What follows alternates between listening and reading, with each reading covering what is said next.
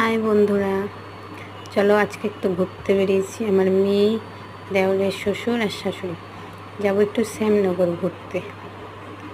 তো চলো যাবো এখন মানিকতলা থেকে অটোতে উঠবো, উঠে দেখা হবে।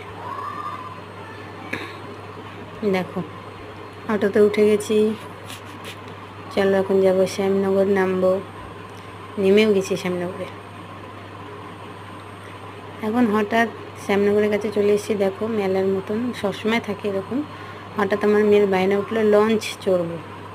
এখন লঞ্চে চড়ার জন্য চলো, এই যে টিকিট কাউন্টারে টিকিট কাটা হচ্ছে। ওই যে আমার দেওরের শ্বশুর, উনি যাবেন না, এ পাশেই বসে থাকবে, আমি বসে থাকবো, আমরা ঘুরে আসি। এখন আমরা যাচ্ছি, এখন লঞ্চে উঠেছি আমরা। তো তোমরা সবাই কেমন আছে জানাবে। আজকে ভিডিওটা একটু বড়, কিন্তু ভিডিওটা বড় না হলে সবাইকে দেখাতেও পারতাম না। দেখো দুষ্টুমি করছে আমার মেয়ে। শর্ট ভিডিওতে কতটুকু দেখা যায়, বেশি তো দেখানো যায় না।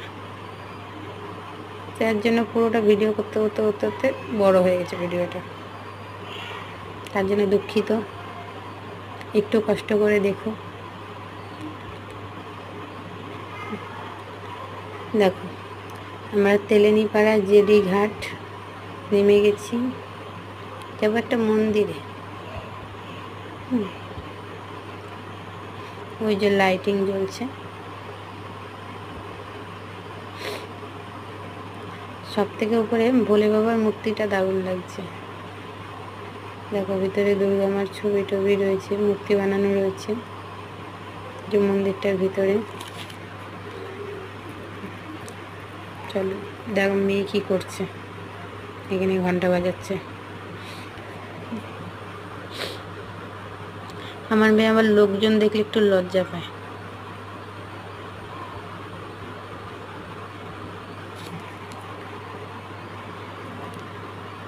দেখো বেরিয়ে গেছি গেটে বেড়ে, দেখো কি সুন্দর সাজানো মন্দিরটা। বেশি ভিডিও করতে পারলাম না, কারণ ভিড় ছিল, ভিতরটা একটু ঢুকতে পারিনি। তো চলো আবার ব্যাক করছি, আবার তেলেনীপাড়া জেডি ঘাট থেকে টাটা বাই বাই করে যাব শ্যামনগর ঘাটে। এই যে তেলেনীপাড়া জেডি ঘাট, এখানে ইলিশ মাছের দরদাম হচ্ছিল। বড় ইলিশটার দাম হচ্ছে 500 টাকা, সেখানে আমার দেওরের শাশুড়ি দাম করেছে 200 টাকা, দেয়নি, বলে আপনি নিতে হবে না। দেখো শ্যামনগর ঘাটে এসেছে, এখানে মেলার মতন চারিদিকে। আমার মেয়ের ওই ঘোড়াটা পছন্দ হয়েছে, দিই নাই, কারণ ও তো বড়ো হয়ে গেছে এখন, এই কারণে